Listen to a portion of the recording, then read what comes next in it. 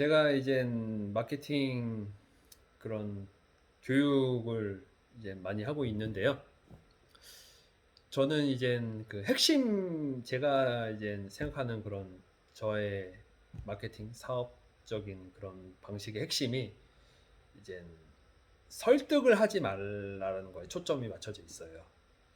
그 대부분 이제 영업하고 뭐 이렇게 뭔가를 판매하시는 분들은 어떻게든 이제 고객을 설득해서 이제 상품을 팔려고 이렇게 하잖아요.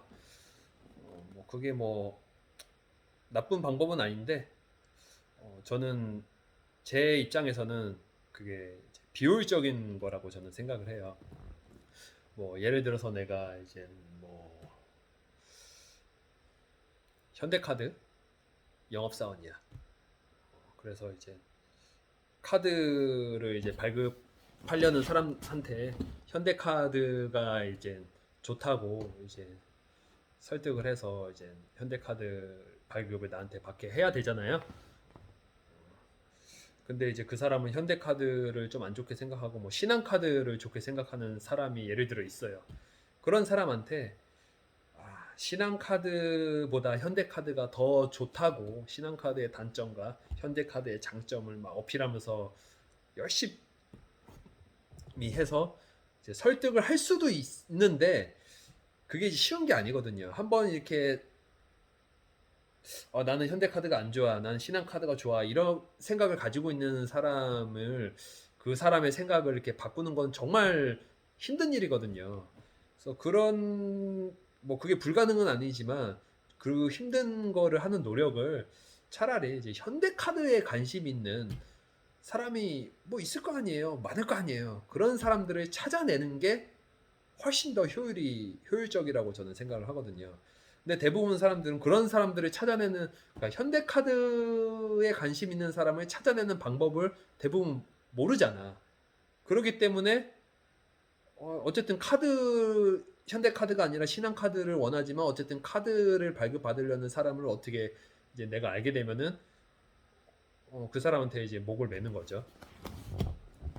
근데 이제 저 같은 경우는 그런 이제 가망 고객이라고 하죠. 가망 고객을 이제 발굴하는 방법을 알고 있다 보니까 굳이 나한테 이렇게 내가 판매하는 상품에 좀 부정적인 사람들을 설득하려고 애를 쓰지 않거든요.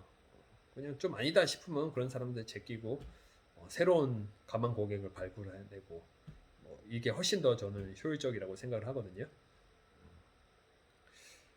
그 근래에 이제 저를 또 욕하는 사람이 있는데 그 제가 이제 한 2주 됐나? 2주 전에 친구랑 같이 자전거를 타고선 그 주문진 네 다녀왔어요.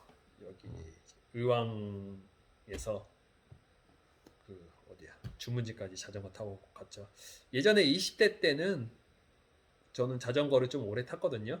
지금이야 뭐 MTB니 뭐 그런 자전거들이 굉장히 대중화가 됐는데 제가 탔을 때가 2003년 뭐 이때는 자전거를 이렇게 전문적으로 타는 사람이 거의 없던 시절이었어요. 그때 저는 이제 전문 MTB 타고 그런 복장도 다 갖추고 이렇게 좀 하면서 그때 이제 제가 이제 의왕시에서 그 속초까지 하루 만에 갔거든요.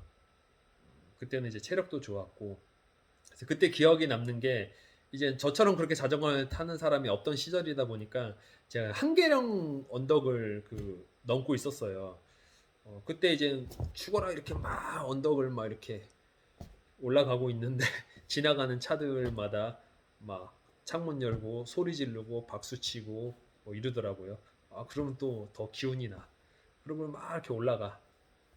그러면은 몇몇 사람들이 저를 기다리고 있어요. 그 정상에서.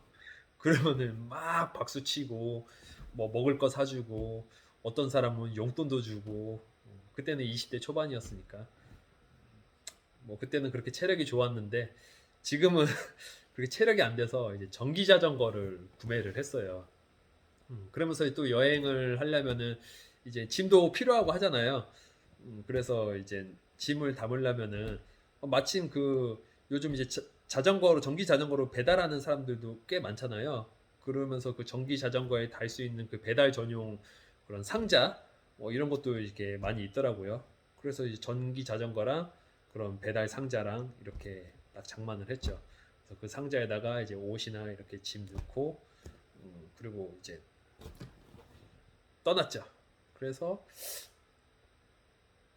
이제 그런 과정을 이제 사진을 중간중간 찍어가지고선 제 블로그에도 올리고 뭐 친구들한테도 보내고 뭐 이렇게 했어요. 그거를 이제 저한테 악플 다는 사람이 이제 저에 대해서 이제 자기 나름대로 이제 조사를 해서 제 블로그도 다 뒤져보고 그러면서 이제 저를 욕하는 글을 쓰더라고요. 아, 이 사람은 그 최근에 그 자전거 타고 이렇게 여행하는 거를 블로그에 올렸던데 자전거를 이렇게 보니까 배달 자전거더라. 그래서 결국 이 사람은 이렇게 뭐 사업을 하는 사람이 아니라 그 배달 일 하면서 하루하루 근근히 이렇게 살아가는 사람이다. 그러면서 뭐 사업하고 뭐 이렇게 마케팅에 대한 전문가인 것 마냥 그렇게 허구에 글을 쓰고 있는 사기꾼이다. 뭐 이렇게 글을 쓰더라고요. 근데 이제 그 사람이 어쨌든 저에 대해서 나름 조사를 해서 제가 이제 블로그로 공개 이렇게 해놓은 게 아닌데 찾아낸 거잖아요. 그 정도 되면은 이제 제 사업체뿐만 아니라 또 블로그에 제 사업체들이 다 올라가 있거든요. 그리고 제가 이제 벌써 이제 2달 전인데 2달 전에 이제 윤석열 대통령하고 같이 이제 베트남도 다녀왔어요. 그런 것들도 제가 다 그 이제 경제사절단 선정되고 뭐 이런 내용들도 블로그에다 다 올려놨거든요. 그런 것도 분명히 봤을 거란 말이에요. 그런데 어, 저를 그렇게 이제 배달 알바하고 그냥 하루 벌어 하루 이제 사는 사람이라고 이렇게 욕을 하는 댓글을 남기는 거 보면은 그 사람은 이제 진실이 중요한 게 아니거든요. 어떻게든 내 욕을 하고 싶은 거예요. 그래서 제 욕을 하는 사람들의 특징이 딱 그래요. 진실이 중요한 게 아니야. 사실 저에 대해서 조사하면은 다 나오거든요. 제 사업체들 제가 무슨 불법적인 일을 하는 것도 아니고 뭐 감추려고 애를 쓰는 것도 아니에요. 저는 사람들 만나면 그냥 다 보여줘요. 특히나 이제 저에 대해서 이제 제대로 조사를 안 하고 이렇게 찾아오시는 분들 중에서 그런 제가 올렸던 내용들이 사실인지 아닌지 이렇게 확인해 보고 싶어 하는 분들도 간혹 있거든요. 그런 분들한테 뭐 제 건물들이나 사업체들 혹시 다 저희 집 근처에 다 있어요. 그래서 다 둘러보고 확인해 보고 싶으시냐? 그러면 대부분 뭐 안 봐도 된다고 하지만 간혹 가다 이렇게 확인해 보고 싶다고 하시는 분들도 계시거든요. 그럼 저는 다 그냥 보여줘요. 뭐 내가 죄 짓는 것도 아닌데 숨길 이유가 없죠. 그냥 대놓고선 공개를 그냥 일부러 안 할 뿐이지 감추려고 하지는 않거든요. 근데 이제 저를 욕하시는 분들, 그러니까 아무 생각 없이 욕하는 사람들 말고 저에 대해서 이제 나름 찾아보고 조사를 한 다음에 욕하는 사람들은 이미 다 알고 있으면서 그거를 언급하지 않고 그냥 어떻게든 제 욕을 하려고 애를 쓰거든요. 이제 그런 사람들한테 굳이 내가 아니다 하고 반박을 하고 설득하고 하려고 애를 쓸 이유가 없어요. 그렇게 해서도 안 돼. 아무리 내가 논리적이고 뭐 인증을 하고 해도 그런 사람들은 안 들어요. 그냥 욕, 무조건 욕이야. 너는 거짓이어야 돼. 너는 사기꾼이어야 돼. 너는 사업가가 아니어야 돼. 너는 노가다꾼이어야 돼. 이렇게 얘기하면 노가다꾼을 비하하는 것 같은데 저는 이제 노가다꾼을 비하하지는 않아요. 오히려 저는 우리 애들을 그 이제 그런 현장 일을 시킬까 하는 생각도 가지고 있거든요. 제가 이제 근래 이제 건물을 몇 개 지으면서 느낀 게 저는 이제 그 좋은 학창 시절에 뭐 공부를 전혀 안 했어요. 뭐 못한 게 아니고 그냥 전혀 안 했어요 공부를. 그러다 보니까 뭐 취업을 괜찮은 직장 뭐 괜찮은 직장의 기준이 애매하긴 한데 그러니까 뭐 일반적으로 생각하는 뭐 대기업 그런 거 당연히 꿈도 못 꾸고 뭐 중견 기업도 못 가고 뭐 그런 삶을 저는 살아왔거든요. 그래서 공부를 정말 열심히 해서 좋은 대학 가고 좋은 그런 대기업이라든지 뭐 공기업이라든지 이런 거 갈 게 아니라면은 그냥 어설픈 그런 사무직 일할 바에야 현장 일, 기술을 배워서 이제 현장 일을 하는 게 훨씬 더 낫다고 생각을 하거든요. 제가 건물 지으면서 결국 이제 그 건설사에서 다 그 하청을 져서 뭐 바닥 하는 사람, 뭐 천장, 뭐 인테리어, 뭐 조명, 뭐 다 이렇게 하는 하청업자들이 있거든요. 그럼 그 기술자들을 분들을 이렇게 보니까 벌이가 꽤 괜찮더라고요. 그래서 그분들도 사실 뭐 학창 시절에 공부를 안 했을 거 아니에요. 그리고 이제 성인이 돼서 뭐 이제 배운 게 없으니까 뭐 기술이라도 이렇게 배워볼까 해서 뒤늦게 기술 배우고, 근데 뒤늦게 기술 배우기 시작한 사람들 중에서도 뭐 제대로 열심히 안 하고 그냥 도태되는 사람들이 있고, 늦게라도 뭔가 이렇게 맘먹고 이렇게 열심히 해서 기술자로 이렇게 성공하는 사람들이 있겠죠.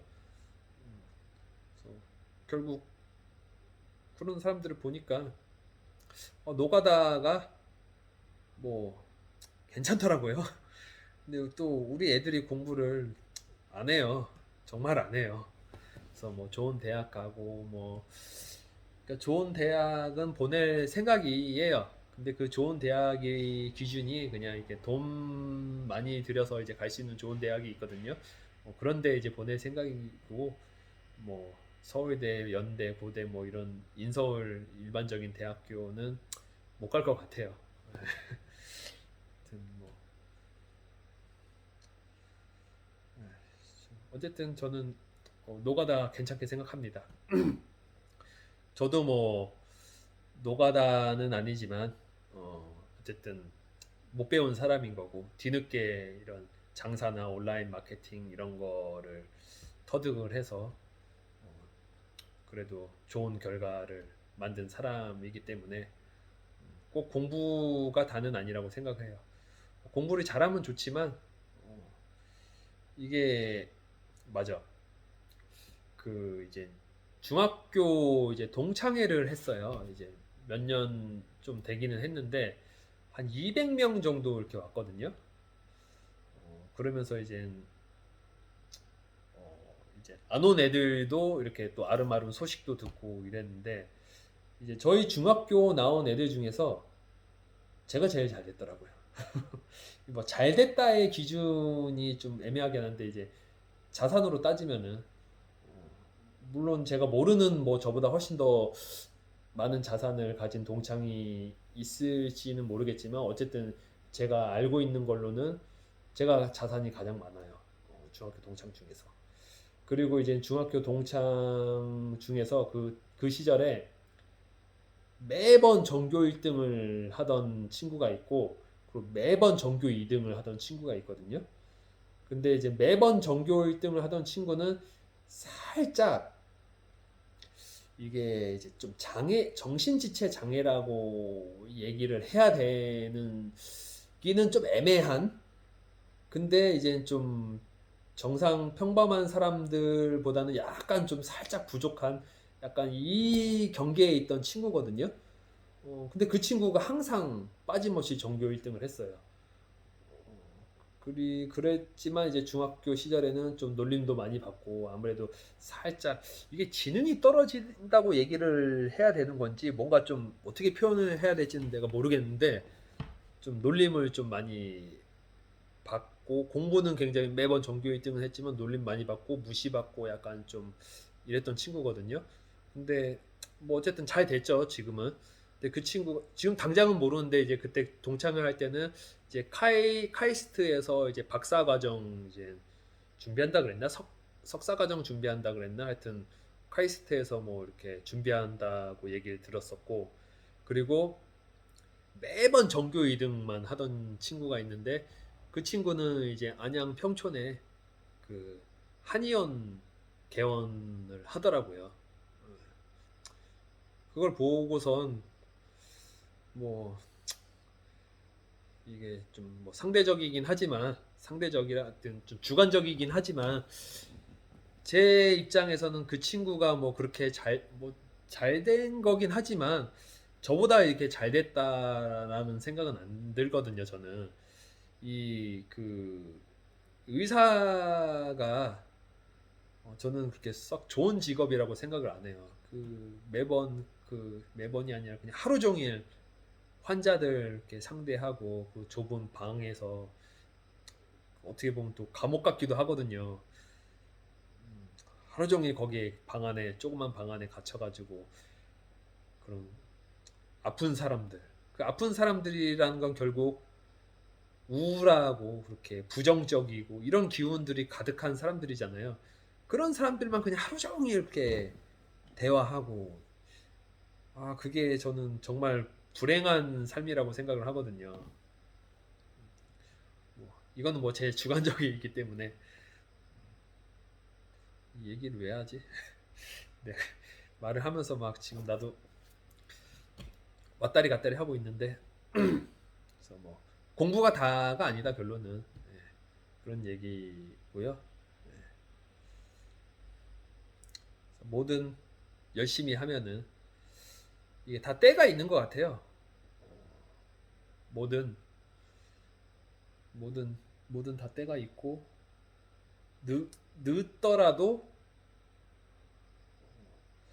저도 어렸을 때 이제 정말 망난이었거든요. 사고 많이 치고 뭐 자퇴를 하진 않지만 뭐 자퇴서도 몇 번 쓰고 학창 시절에 경찰서 뭐 정말 많이 갔다 오고 뭐 가출하고 뭐 안 좋은 그런 불량 그런 뭐라고 해야 하나 서클이라고 해야 되나 그런 애들이랑도 어울리고 뭐 폭주적 생활도 하고 뭐 학창 시절에 그렇게 살아왔어요. 뭐 근데 내가 언제 정신을 차렸냐면은 20대도 뭐 그렇게 썩 정신을 차린 것 같지는 뭐 그래도 20대 한 23, 넷 이때 그러니까 21, 2살 정도부터는 이제 쌈박질도 안 하고 뭐 누구랑 시비를 건다든지 이런 행동도 안 하고 뭐 그렇다고 뭐 바르게 살았다고 하기는 좀 그렇지만 사고는 일단 큰 사고는 안 쳤던 것 같아요. 21~2살 때부터 일단 싸움을 안 했으니까 그 전에는 좀 싸움을 좀 이렇게 좀 일이 있었는데 음, 그러다가 제가 이제 본격적으로 변하게 된 계기가 그 2008년